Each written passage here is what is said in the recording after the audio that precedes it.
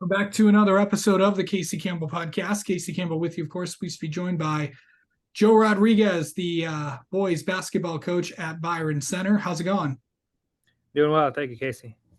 All right. So just kind of talk about, how the team's doing so far and as you get ready for another season of Byron Center basketball. Yeah, absolutely, man. It's been a good start. It's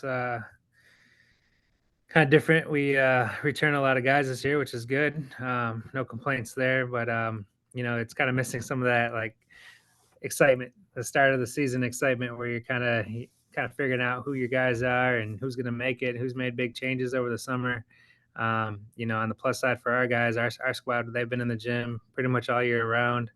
We had a couple boys playing football. I had one guy playing soccer.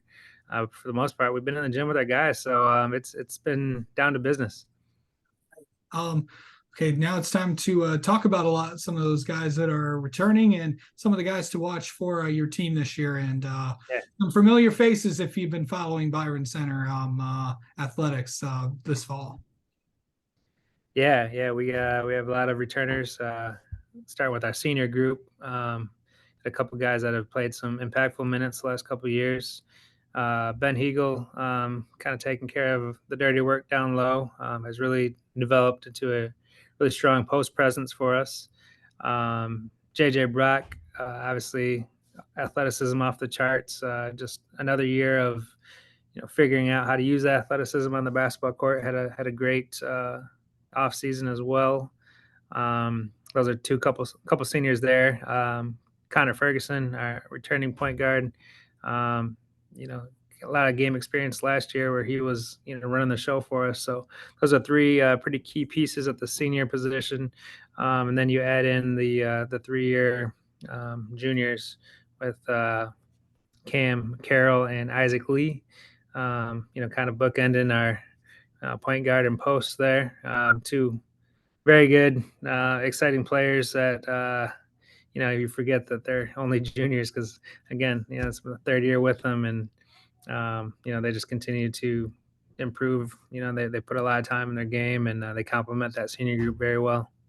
Yeah, of course. A lot of those guys, and you just mentioned, of course, obviously the two juniors. I think a lot of people are gonna look to because obviously everybody knows what Cam's been up to this summer, and of course Isaac's just coming off a pretty good year in football. What's it just like to have, especially with those two guys, and how they kind of help the three seniors. Yeah, I mean, they bring a little bit of a veteran feel without you know um, taking over. If that makes sense. They don't come in and act like this is my team. They're very mature about how they handle business. They understand the importance of including that group of seniors. But they're both pretty vocal, and they both have already verbalized. Like, listen, guys, we've been a part of the last couple of years where we our first year we weren't very successful record wise, and we made some leaps last year, and they're kind of bringing some of that experience to this team as well with the seniors. It's just been nice. Their presence is they're very well spoken and um, you know well seasoned for a couple of juniors for sure. Yeah, and of course really talking about some of the some of the with the teams this year, and just kind of looking at your schedule this year with the I just actually literally just pulled it up. What is kind of talk about, like, with the conference and all that stuff, and we know how insane the OK conference is.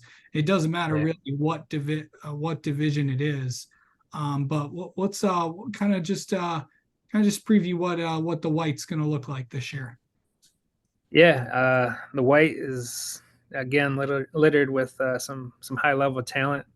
You got defending champion Northview. Um, they've returned the Ryan's brothers. EJ going D1 next year, and his younger brother's going to be there pretty soon. He's already receiving some offers, and then Grand Rapids Christian. Another starting lineup that's littered with some high major players. And then you got a couple teams that, I would say are nothing to be, slept on. Some of the Forest Hill schools, and East Grand Rapids going to have a lot of new pieces this year. So, I mean, it's a constant. You got to be ready every single night. We learned that last year. We had a group of guys that we're still trying to figure it out, and I'm hoping we learned our lesson last year with playing some of these top level teams, and then you play a team that's below 500, and you don't bring your A game, and you end up with a loss in the loss column there, tally in the loss column. So definitely got to be ready every single night, and we've kind of scheduled our non-conference with a lot of the OK Red schools, just the bigger conferences, and try to prepare us for that conference schedule. Unfortunately for us, then they went and put us in a district with a bunch of those OK Red schools. So you try to strategize, you make these schedules a year or two in advance, or often in advance, and then you end up getting a situation like that. But every game you gotta take for what it is, and we just keep preaching to our guys that if we take care of business, if we play the game that we're capable of playing, that we'll be competing in every single game that we're in, and just focusing on that right now. Yeah, of course. You talked about the non-conference schedule.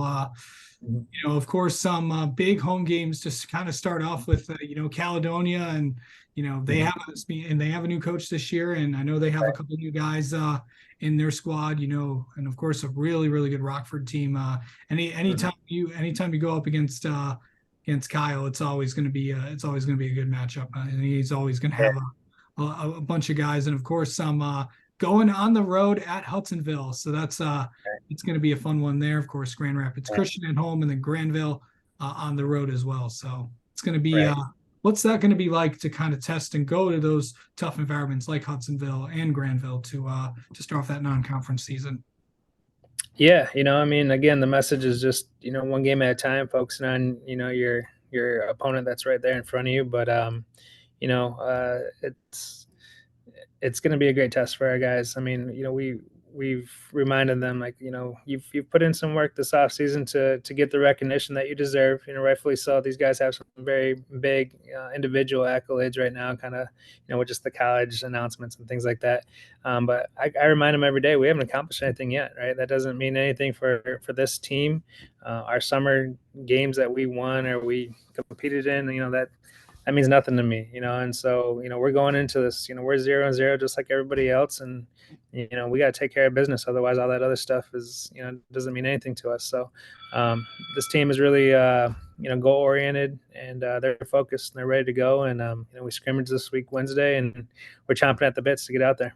Yeah, for sure. All right, Joe. Thanks for taking the time, and we'll talk to you later in the year. Awesome, man. I appreciate having me.